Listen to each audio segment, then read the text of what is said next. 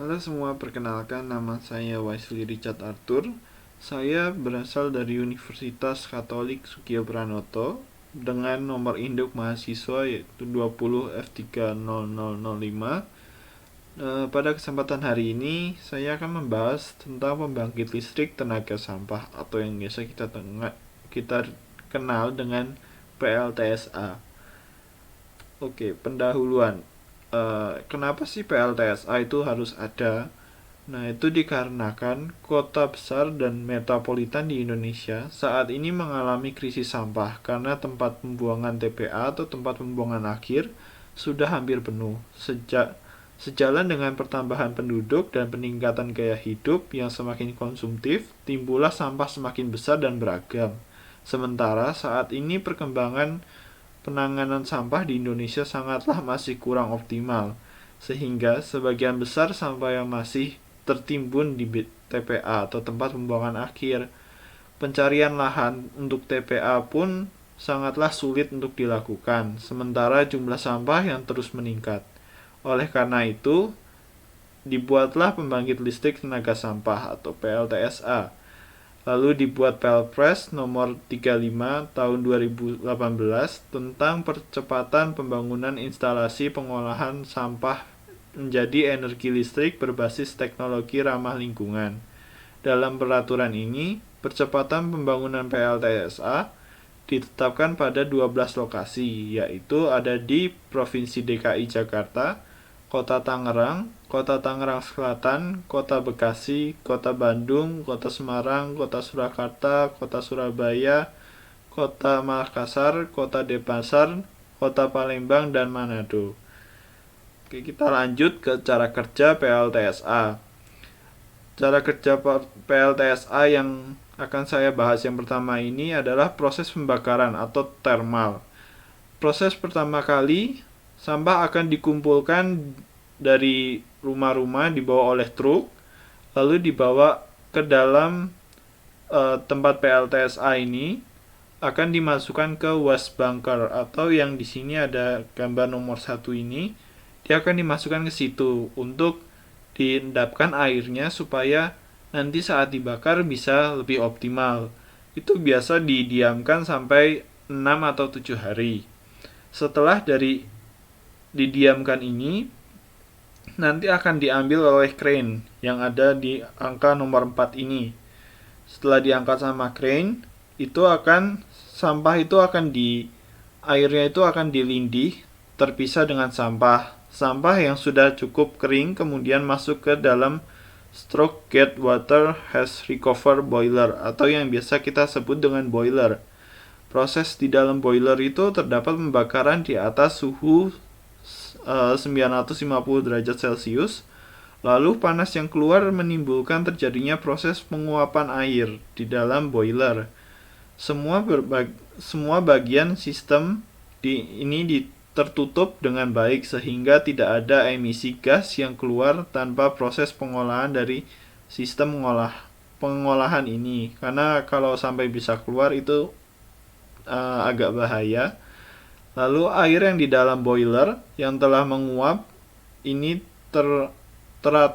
diatur, kemudian dialihkan ke sistem turbin generator atau turbin yang digunakan kapasitas adalah 750 kW atau kW, akan tetapi menghasilkan tenaga listrik sebesar 400 kW, hanya menghasilkan sebesar 400 kW.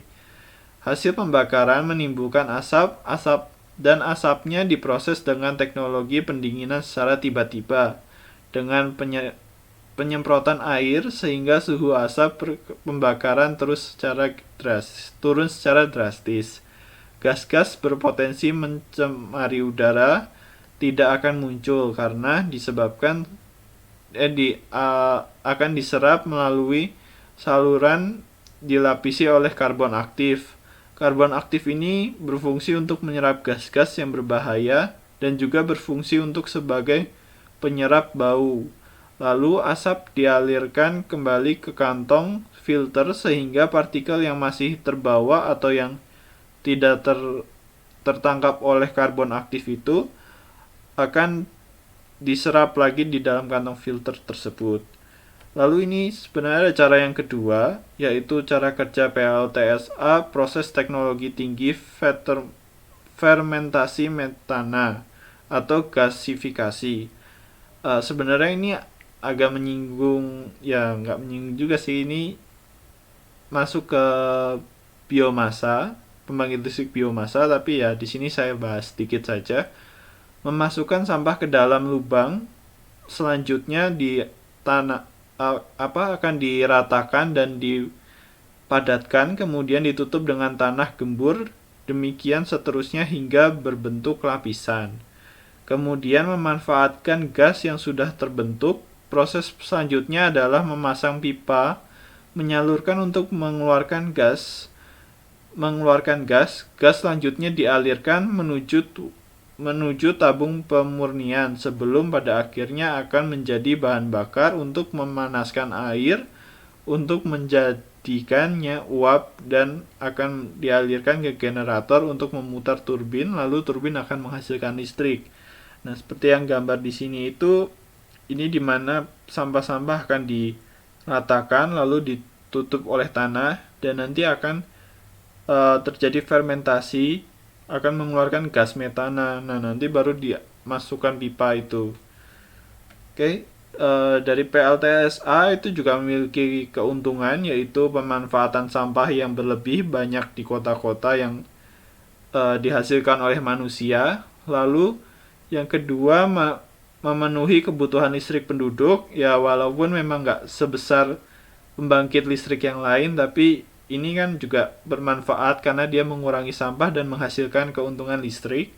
Lalu mengurangi penggunaan bahan bakar fosil, tentu saja itu karena memang kan dia kan bukan memakai minyak bumi atau bahan bakar fosil sehingga lebih mengurangi.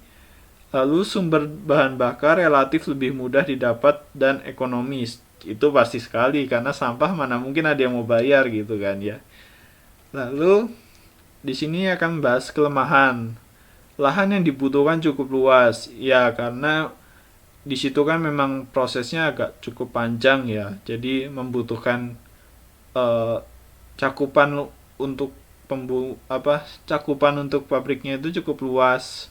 Lalu resiko polusi udara dikarenakan kebocoran gas. Nah, ini seperti yang saya bilang, kalau misalnya nanti di saat pembakaran itu ada yang bocor, nah itu akan ya cukup berbahaya untuk pekerja dan ya lingkungannya ya.